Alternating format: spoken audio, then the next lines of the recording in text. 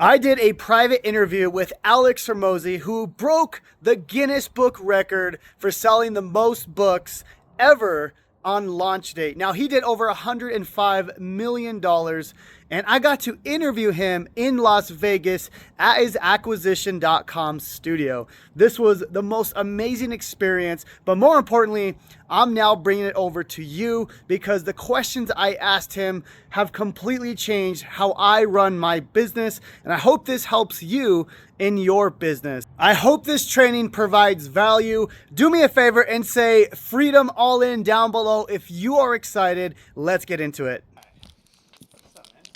What's up, what's up? Thanks for having me here. About. Yeah. First of all, I just want to say it was amazing being part of the launch as an affiliate. It was just seeing and working with your affiliate manager, just seeing the ads, and it was amazing. So thank you. All right, so a little bit about me. My name is Jonathan Montoya. I own Passive Income Lifestyles and also Funnel Freedom, which is a white label, go high level. Two separate businesses, but they work together. Essentially, we help 9-to-5ers quit their jobs with affiliate marketing. That's what we teach. Right now, we do about $1 to $3 million a year, which is kind of my question that I'm going to ask you. So basically, I'm stuck at the $1 to $3 million a year mark. Obviously, we do info and coaching. Then we have the software on the back end. So I want to get to that $10 million a year mark. How do I do that? It's going to kind of go into my next question, but I want to hear what you say first because I have a way that I've been really thinking about, but I want to hear what you say first. So what stops you from doing more? What stops me from doing more? Or what you're currently doing that's making you money? Creating content. I don't do any ads. I just do more. It's all organic? Content. And affiliates. We have a ton of affiliates. What percentage is affiliates versus content? As far as revenue, I would say 60% comes from affiliates. Okay. How do you acquire affiliates? Naturally from them coming into my courses because I teach affiliate marketing, so they don't have to promote my stuff, but a lot of them end up doing it. But what's the tip of the spear? What's the first thing that people find out about for you? The first thing they find out is they find me from YouTube. So content is the primary way that people... Primary, yeah. And then once they come into your ecosystem, some of those people then turn around and then, affiliate, they start promoting your stuff. Yeah. Okay. So in order to scale the business,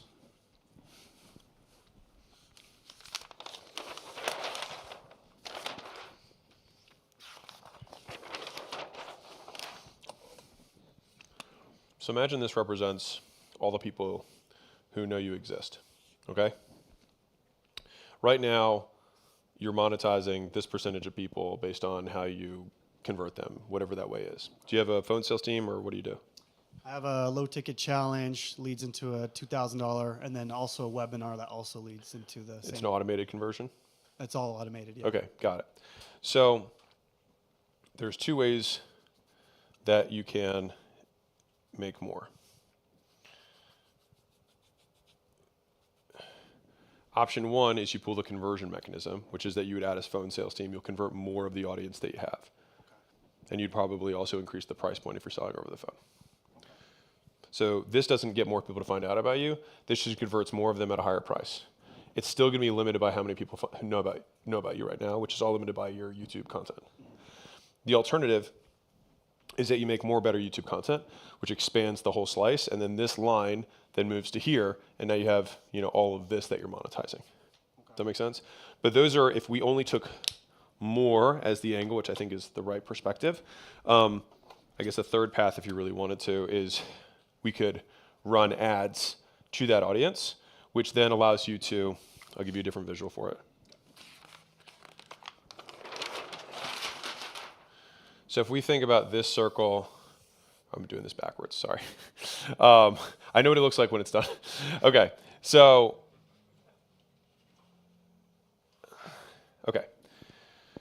let's say that when you make, so this is so how many subscribers do you have? Almost 100,000. Okay, so this represents 100,000 followers, okay? Now, of the 100,000 followers, when you make a post, only this percentage of people are going to see it, this tiny little circle, right? Right. When you make a call to action, only a tiny percentage of those people, a little pinprick in the middle, are actually going to see the call to action, either in terms of retention on the video or just in general, if you have a harder ask, those videos tend to not do as well, right? Right.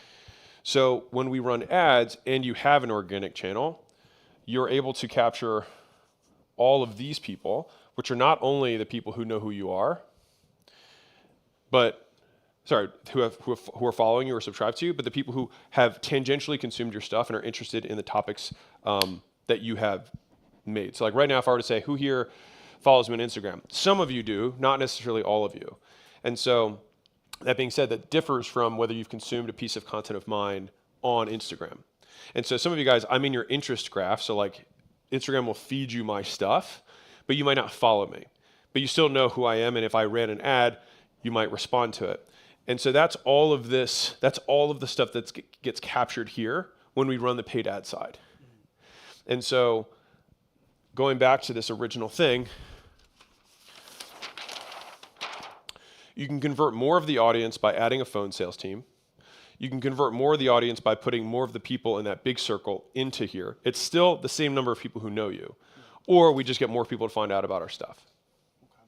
All three of those methods would work. The paid ads and sales team and or price stuff are one-time levers. So you can only pull that once. And so you might be able to go from 3 to 10 by just doing that. But then at 10, you're going to run into the same issue. You will be making more money. But then at that point, we'll have already pulled those 2 levers. And then at that point, we'll say, okay, can we now scale into colder traffic rather than functionally retargeting our existing warm audience? Or do we need to grow our warm audience, or both? Yeah. So follow-up question to that. You had mentioned in the other graph, like, well, one thing you could do is just create better YouTube content. Does that just here? mean, That's this. Right. Yeah. So does that just mean? What does that mean by better? Like, because I've been creating videos for 5 years, and What's the average view per video? 2,000 to 3,000. Obviously, we have the outliers, but 2,000 to 3,000. It's being able to more consistently create outliers. And so that's going to be just studying the game of YouTube more. So it's like, what are the hooks? What are the what do you do for pre research for videos? Well, now I use Manus and I do deep research, so that's something new I've been doing. Before, I would just look at the outliers using vidIQ, looking at like top videos to kind of model at least the hooks, which I have been doing. Just still haven't. I haven't really had too many videos like pop off. Yeah, they're always very like 1, 2, 3,000 views. So I'm doing those things, but not seeing the. It's going to be. I mean, it's still true. It's just that the content still isn't good enough for people to want to share. So I can't consume all the YouTube right now, but it's going to be quality of the creative that you're putting out and how widely accessible it is. Now, I do think that given the market that you're going after, it is a pretty big market of people who are interested in quitting their 9-to-5s. That's a pretty large, TAM. And so my guess is that the stuff's just not good enough from a YouTube perspective in terms of has it been really edited for retention? Do we have open loops? Do we have a clear roadmap? My kind of rule of thumb on these is the 5 Ps for everyone, which is promise, pain, proof, picture, plan. So we start the video with what's the big promise that you're going to get from this video? What pain are you going to avoid as a result of this video? So more good stuff, less bad stuff. Okay. What is the proof that you know that you can believe me, that I can actually help you fulfill on the promise that I just made to you? Give me a visual roadmap, a picture of what the rest of this video is going to look like. And then that's going to translate to the plan. So plan and picture are more or less the same thing, just one's visual. You could have a plan without a picture. So those tend to be one and the same. And so then the question after that is, okay, the proof is going to be a big deal, especially in B2B. Like, how credible are you is going to be a huge component of that. And then how much does that credibility relate to the topic of the video? Right? So if I'm going to make a sales video, I could say, hey, our portfolio companies make a lot of money. It'll be more relevant for me to say I have over 200 salespeople who work for me, and I've sold stuff in this business, SaaS, e-commerce, blah blah blah, and people are like, okay, he has credibility, and it applies to me. And so in the proof section, that's what we're trying to do, is we're trying to establish credibility, especially in education. Like almost everything comes down to the messenger. And so think about it like this: Elon Musk can make a tweet and just says I'm on the porcelain throne, and it'll get 10 million views. And like, why is it? Because this content is just so rich. You know what I mean? It's so good. Because of him. Yeah, it's because he happens to have built the number 1, number 2, number 5, and 10th most valuable companies in the world, and he's the richest man. And so everyone is interested in his stuff. And so I think one of the big misconceptions, especially around education, is the message exists separate from the messenger, whereas the messenger and message are consumed within the same context. And so that's why proof is so important. Why I put why did I have the Guinness judges at the event? Because I needed to have a third party to be like, these sales are legit, based on a company whose entirety is based on the credibility of their claims. Yeah, I mean, and maybe I need to do a better job of doing that as far as like showing proof, because I feel like I show up on top of like these affiliate leaderboards, you know, yours being one, Russell's offer lab launch, and some other ones I've been doing. Yeah. But I guess when I'm making these videos, I assume they already know who I am.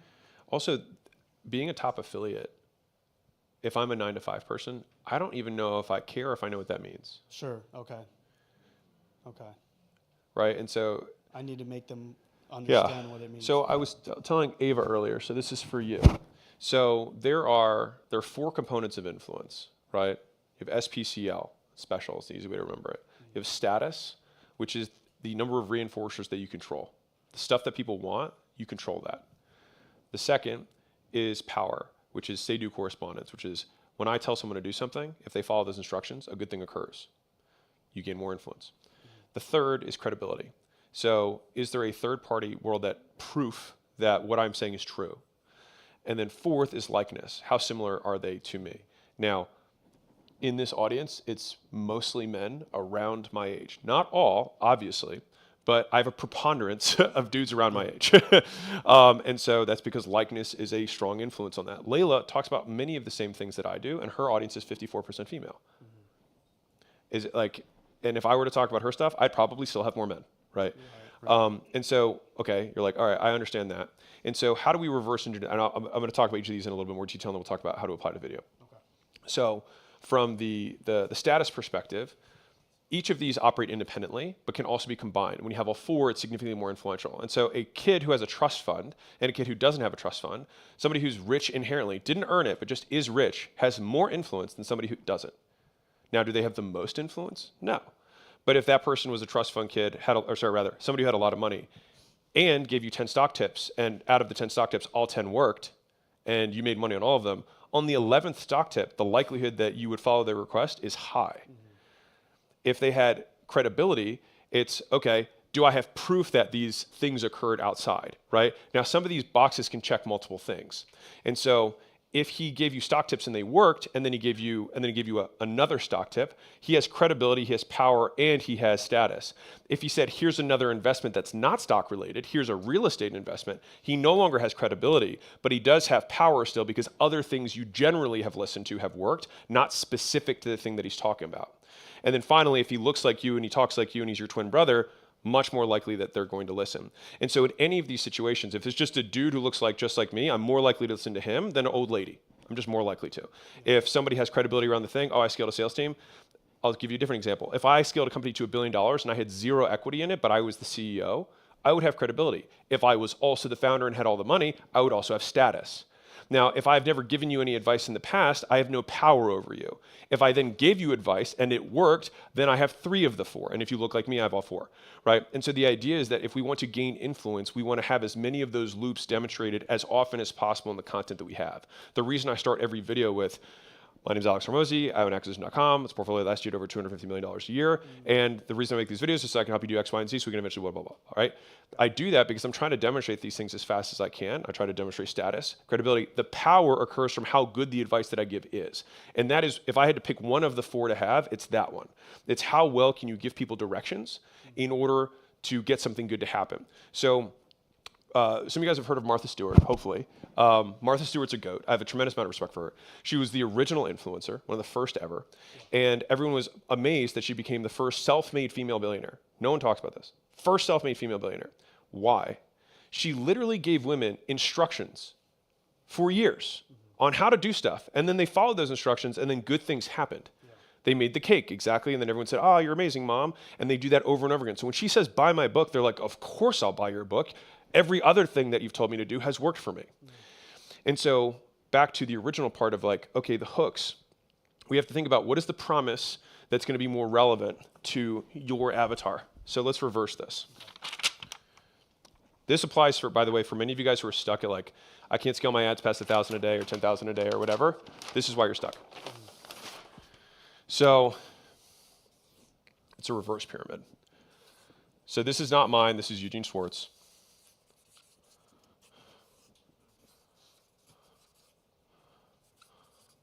It's problem aware, solution aware, product aware, and then most. All right, which is usually just existing customers. Okay, so most of you are making content and are making ads for these people. You're just talking about affiliate marketing. So there, you're really only talking to this, and if this were represented to be like wider like that. So you're only talking to this tiny slice of the market here when you talk about affiliate marketing. And maybe some of this, right? Now, as we go broader and broader out, you get significantly wider TAM. This we solve with curiosity. Have you ever wondered how people spend all their time on the beach and somehow make more than you, even though you're clocking in and working harder than them? I'm leaning in. I don't know what's affiliate marketing yet. 5 weird fruits that, like, have you seen those, like, the little side things, like the banana that's rotten?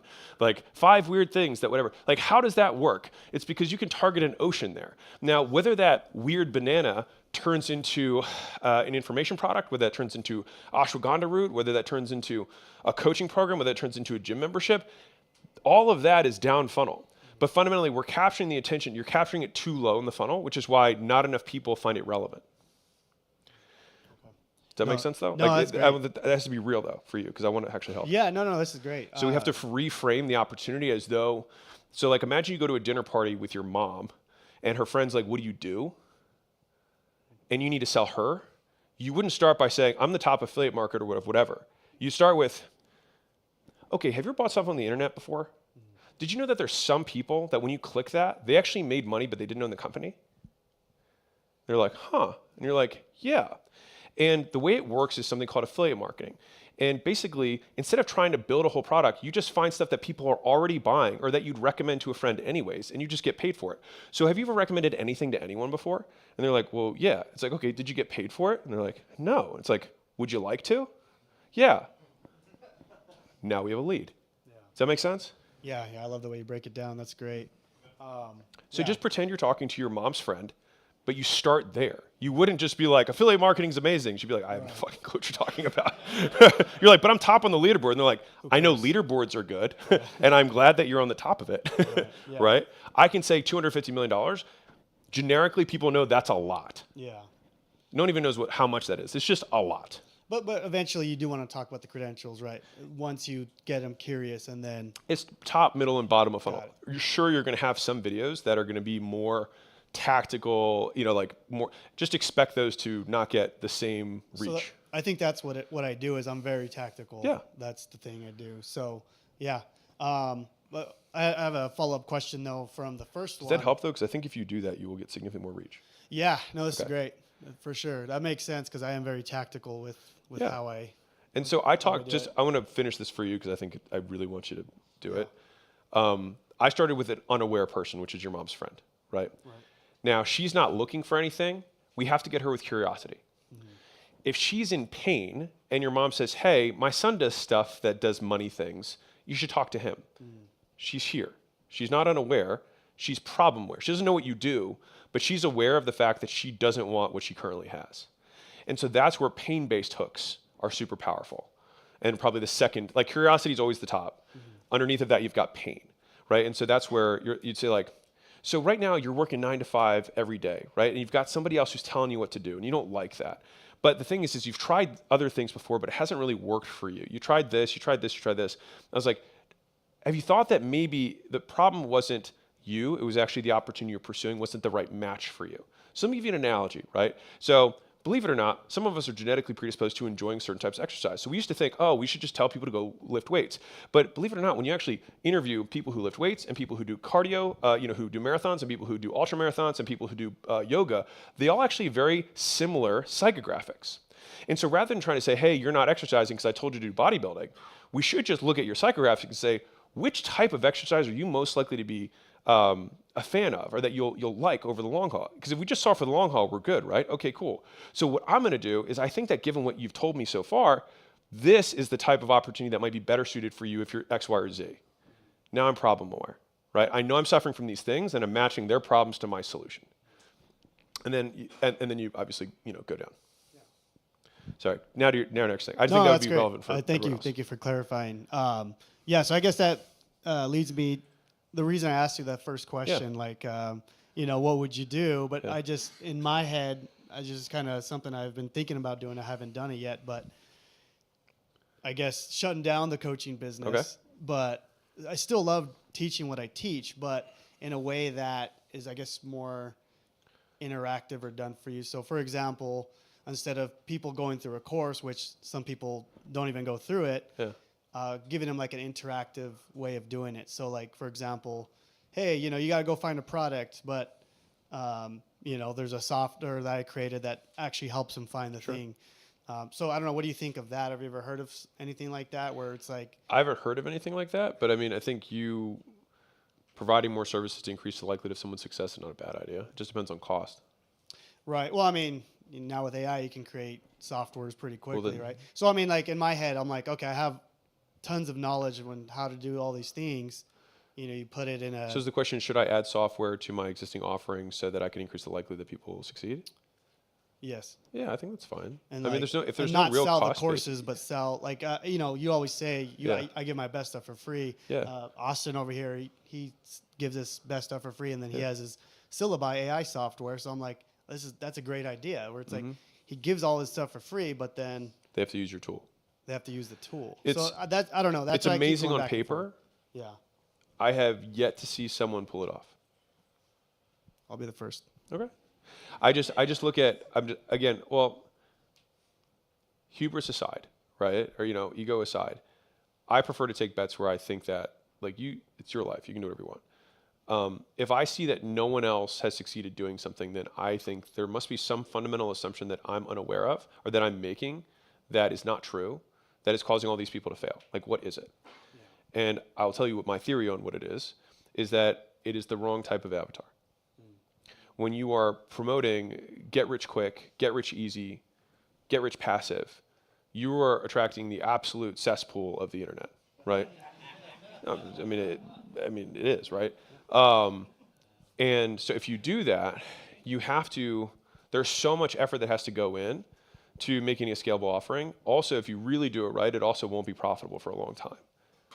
So I take the position that the best businesses operate on either side of the barbell, which is either you sell extremely expensive things to people who are qualified to buy them, and you try and sell them as many times as you can and keep them buying from you as long as you can, until eventually you have the cash and the infrastructure to be able to sell to everyone.